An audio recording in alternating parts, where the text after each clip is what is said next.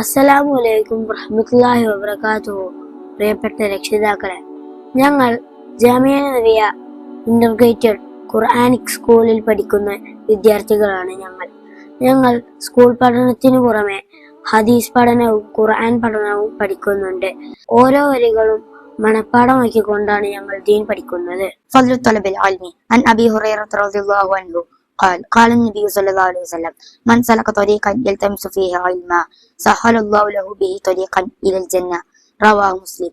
عن معاوية بن أبي سفيان رضي الله عنهما قال النبي صلى الله عليه وسلم ما يريد الله به خيرا يفقهه في الدين.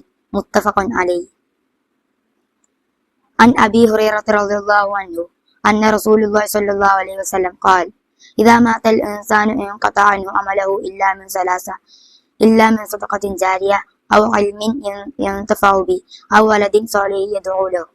رواه مسلم. ഫളലു തലബിൽ ഇൽമ് നേടുന്നതിന്റെ പ്രാധാന്യം. നമ്മൾ ഇൽമ് ഉദ്ദേശിച്ച ഒരു വഴിയിലേക്ക് ഇറങ്ങി പുറപ്പെട്ടാൽ നമുക്കെല്ലാവർക്കും സ്വർഗം ലഭിക്കുന്നത് വലിയ കാര്യമാണല്ലോ. അല്ലാഹു നമുക്ക് സ്വർഗത്തിലേക്കുള്ള വഴി എളുപ്പമാക്കി തരും. യൽതമിസു എന്നതുകൊണ്ട് ഇതിൽ ഉദ്ദേശിക്കുന്നത് നാം ഒരു വഴിയിലേക്ക് ഇറങ്ങി പുറപ്പെട്ടാൽ, അള്ളാഹു നമുക്ക് ഹൈർ ഉദ്ദേശിച്ചാൽ, നന്മ ഉദ്ദേശിച്ചാൽ അതിന്റെ ഒരു അടയാളമാണ് നമ്മെ മതത്തിന്റെ കാര്യത്തിൽ എൽമുള്ളവനാക്കി തീർക്കും.